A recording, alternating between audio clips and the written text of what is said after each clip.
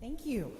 Thank you, Dr. Campbell, for having me and for carrying on so valiantly and so perfectly the Spelman legacy as our president. Thank you, Taylor, for your hours and hours of support of the campaign. And when she says that she was there every week, she was there every week. Thank you. And thank you to Henrietta Turnquest, who not only blazed the trail of the Capitol. I don't know if she remembers, but she was actually one of the first people to hire my younger sister, Leslie, as an intern. Leslie wanted to be a judge one day. My little sister, she's only 11 months, 27 days younger than I am. And I brought her here to Spelman trying to get her to come. Janetta Cole had me leave her in her office, and I thought the president was going to convince her to come to school here. I go off to lunch, I come back, and my sister is going to Brown University. And I was very confused as to what happened. And Dr. Cole said, I went to school with my big sister. I'm never doing that to this child. But with the help of women like Janetta Cole and Henrietta Turnquest, my sister became the first black woman to be a federal judge in the history of the state of Georgia.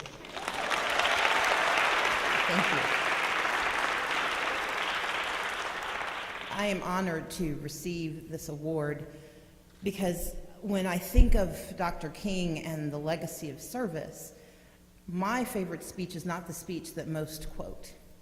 My favorite speech is his speech about marching on ballot boxes, because he understood that the legacy of civil rights could not simply be pieces of paper that said, here's what you're entitled to. The responsibility of making those things true required that we demand leaders who would do our will. And as Dr. Campbell said, and I mean this sincerely, we won. I may not occupy the governor's office, but we have made our imprint, and it will grow stronger every single day.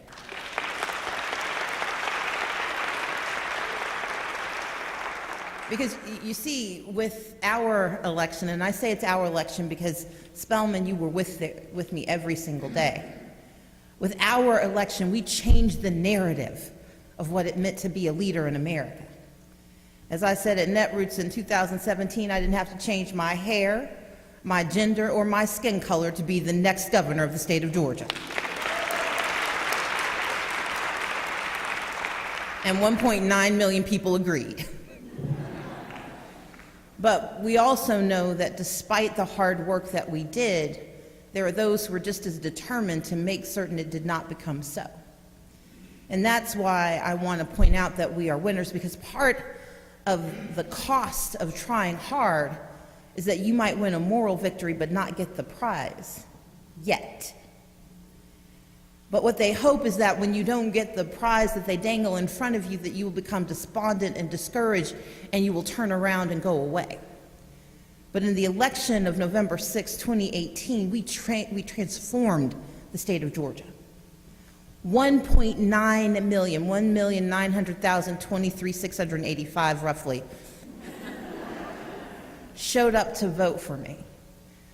But they were only voting for me as a proxy for their needs and their truth. Because in that election, we tripled the number of Latinos who believe their voices should be heard in the state of Georgia. We tripled the number of Asian Pacific Islanders who cast ballots in our elections.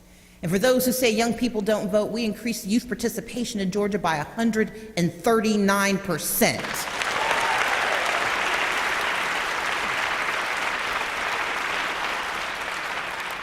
And as for African Americans, as for black voters, in 2014, in the last midterm election, 1.1 million Democrats cast ballots.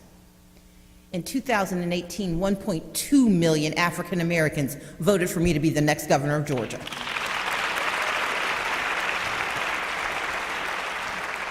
But this is not a conversation about partisanship, it's about peopleship. Because when voters cast their ballots for me, when you all showed up, if you were old enough, what you voted for was Medicaid expansion, demanding that everyone have the right to health care in the United States and certainly here in Georgia. What you voted for was saying no to a maternal mortality rate that is higher than anywhere else in the nation. and where black women are the most likely to die within a year of giving birth. A maternal mortality rate that is not grounded simply in poverty, but in a discriminatory system that lets black women's lives mean less when they are giving birth to the next generation. What you voted for was saying no to an HIV and AIDS rate in the state of Georgia that is outpacing everywhere else in the country, that is grounded and centered here in Georgia and in Atlanta, because we do not provide access to sex education, to prophylactic, and to health care for those who need it. We said yes to criminal justice reform, to making certain that folks like my brother Walter had a chance at a new life when they've made mistakes. You said yes to education, to a bold and brighter education that said that we are all entitled to a knowledge economy, not just a service economy, and that it should be our choice to determine which part we joined. And what you said is that your right to vote was sacrosanct, and it is because of you that on November 6th I refused to concede and demanded that every vote be counted.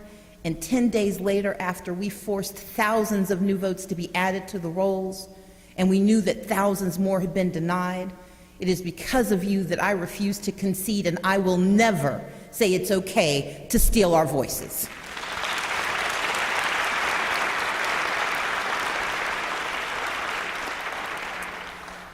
But what I will say is that we won. We won change, we won opportunity, and we have leaders who now have to look over their shoulders every day because we're coming. And I know that you don't have to hold elected office to transform the conversation. It helps, but it's not essential. And that's why I'm going to spend every day until I run again, running my mouth.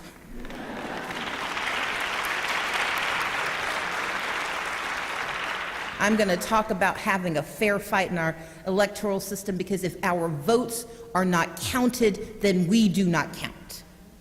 And so fair fight's actually going to be on this campus. It's a C4, so there's nothing partisan about it. Because the challenge with voter suppression is it may target certain communities, but it gets all of us in the end.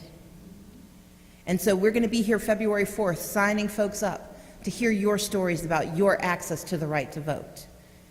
And we're going to be around the state of Georgia talking about the issues that matter, getting folks to sign up for the Affordable Care Act, making certain that criminal justice reform isn't reversed under a new administration, demanding that whatever was promised is delivered to our teachers and our students, protecting those students who want to be safe but do not want to become victims of a security system in their schools that tell them they are less than.